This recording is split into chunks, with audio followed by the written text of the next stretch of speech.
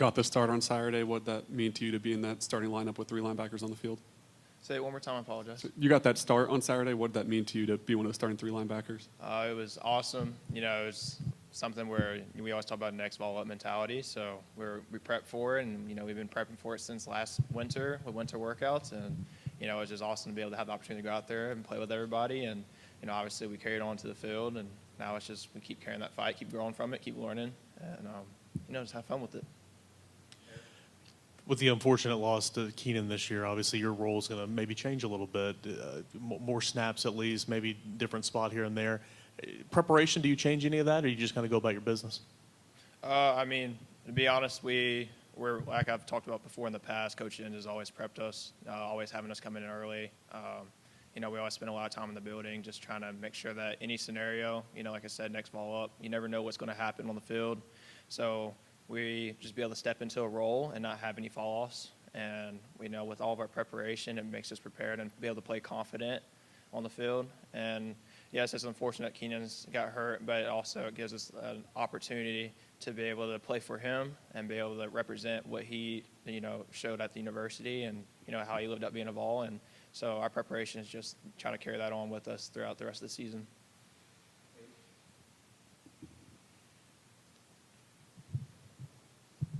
This is one of the better run attacks that you guys will face this season or up until this point. What do you know about Milroe and Jam Miller? I mean, obviously Milroe is a great athlete, running quarterback, and obviously they have a great running back core and, you know, obviously athletes in general. I know that we just got to keep him locked in, and he's going to try to scramble. He can extend plays really well. That's what they've always been known for, especially him, and we just got to go take it to him, keep him contained. And like any quarterback in this league, if he's settled down, he can complete the throw. So we just got to be able to keep him scrambling, keep him contained at the same time, and, you know, just be able to attack.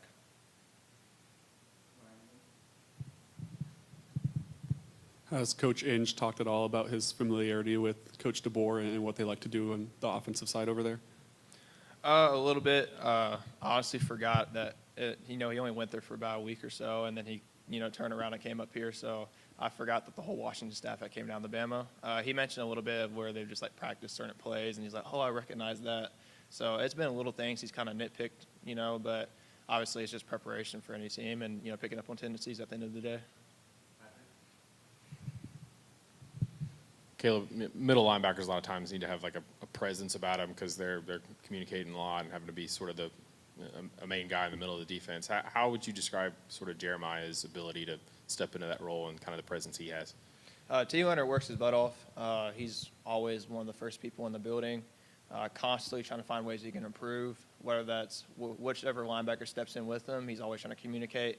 We know that if we're all on the same page, regardless if we messed up or not, then we're all correct, you know. So T. Leonard, I'm excited for him. I know it's a new opportunity, and I have no doubt and no worry that he's going to come in and do his thing.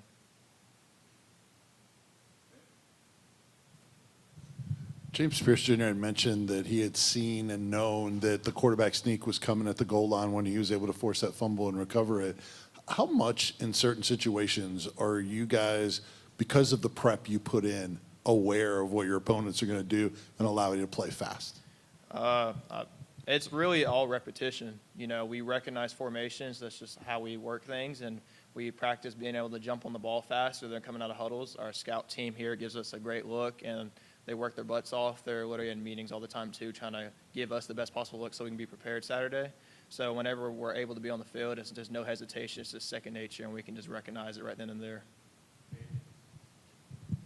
Banks said Keenan and Pili will still be like around the facilities despite not being able to play. I don't know if he's been back since the diagnosis, but are you able to maybe utilize them as maybe more of those coach-type players now?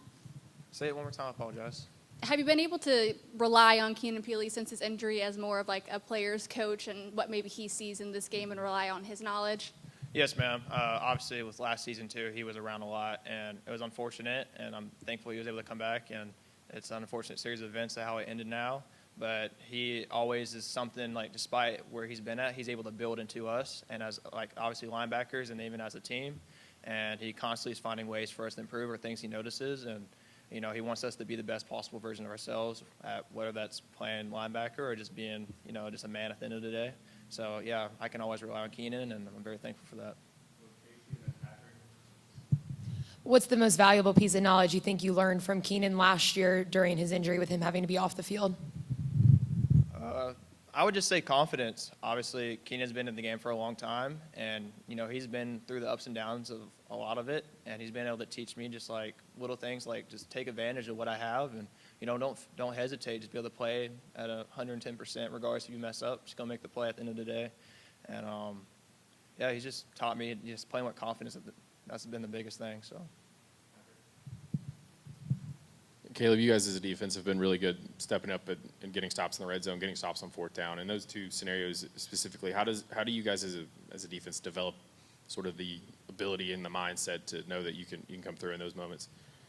We know that at the end of the day, like I've talked about before, I keep saying preparation is the word that keeps reoccurring in this when I'm interviewing y'all or when you're interviewing me. But we harp a lot on the third down and red zone scenarios because we know that's a critical part of the field. Obviously, we'd like to keep them out of there, but when we get there, we know that's huge, and we got to try to get them off the field where try to hold them 3 points or not let them get a field goal at all.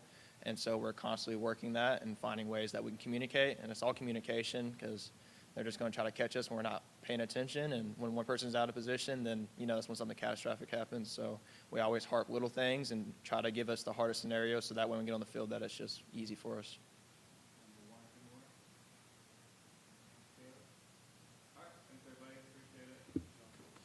Thank you.